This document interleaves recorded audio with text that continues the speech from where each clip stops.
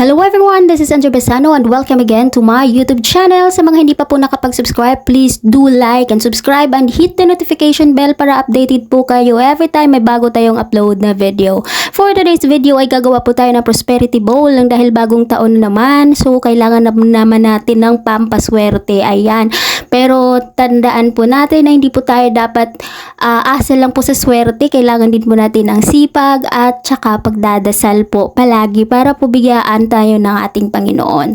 Ayan, ito po ay gabay lamang, ayan, para ano lang natin, para po ay tayo ay magsipag, para po bibigyan tayo ng blessing ay araw-araw. So ayan, gumagawa po tayo nito para ano lang siya.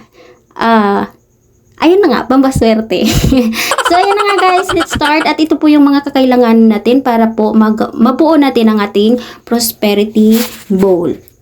At ito na nga po ang ating mga kakailanganin. Kailangan po natin ng clear na bowl, 12 pieces egg, tsaka lagyan po natin ng bigas yung ating bowl, pupunuin po natin yan.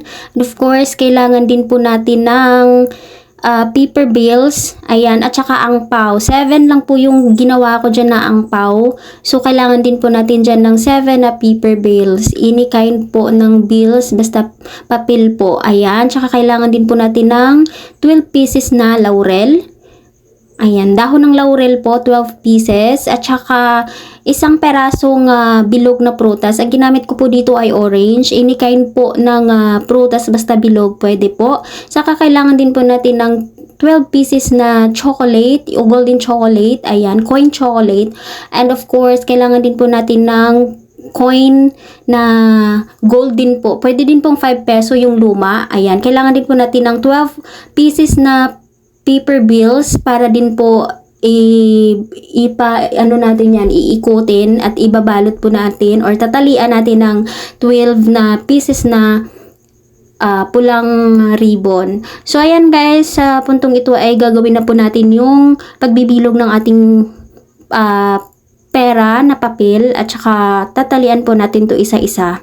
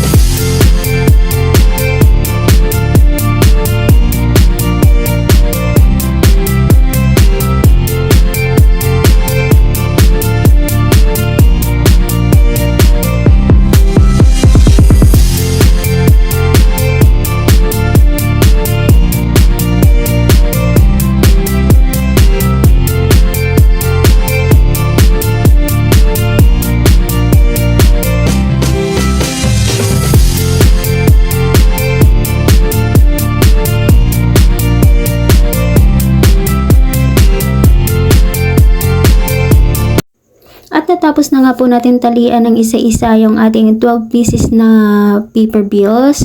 Another 7 paper bills naman po ang ating ipasok sa ating 7 envelope, red envelope or 7 angpaw. So ayan, dito naman po natin ilalagay yung ating 7 perasong papel, perang papel.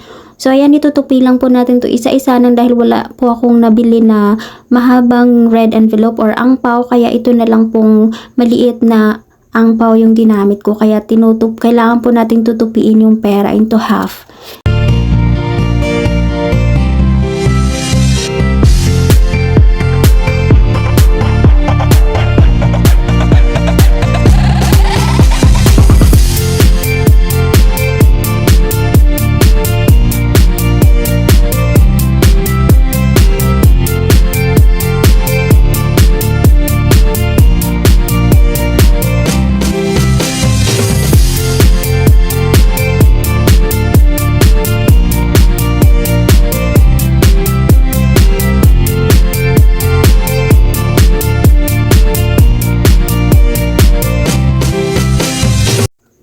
natapos na natin ipasok sa angpaw isa-isa yung ating paper bills, ito naman pong ating 20 peso coin ang ating i-arrange dito sa ating bowl.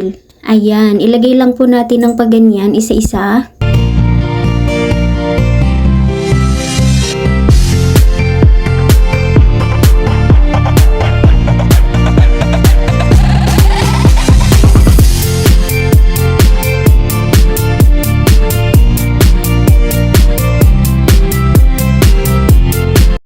At susunod naman natin i-arrange ay ang ating chocolate golden coin. Ayan.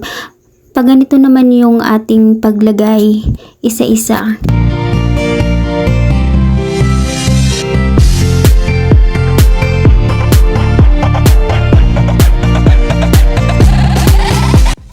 At pagkatapos ay ito namang ating mga tinalian ng red ribbon na paper bills.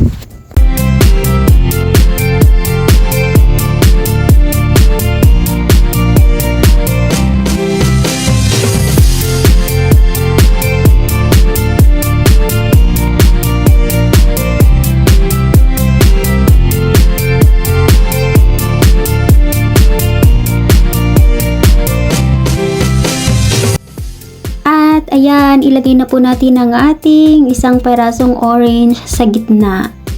Ayan.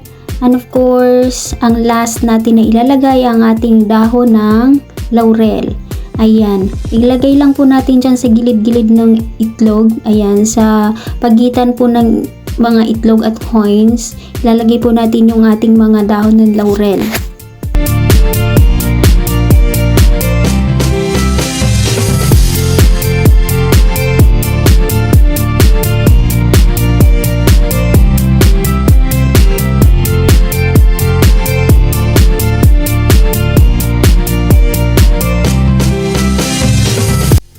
At natapos na po natin ang ating prosperity bowl at ito na nga po ang ating finished product. Ayan! Ganito lang po ang paggawa ng prosperity bowl. Ayan, depende po yan sa inyo kung paano nyo po gawin. At yung ating 7 na angpaw, ayan, dyan ko na lang po siya nilagay kasi nga po medyo maliit lang ating bowl kaya hindi ko na siya masiksik doon sa mismo sa bowl. So, dyan ko na lang nilapag sa mesa. So, ayan, at meron na rin po tayong 13 kinds of fruits na bilog. Ayan, nandito na po lahat. So, ayan, kompleto na po ang ating pampaswerte this coming 2025. Happy New Year! Everyone, thanks for watching. Ayan, and please don't forget to subscribe my YouTube channel and see you on my next vlog. Bye everyone! And once again, Happy New Year!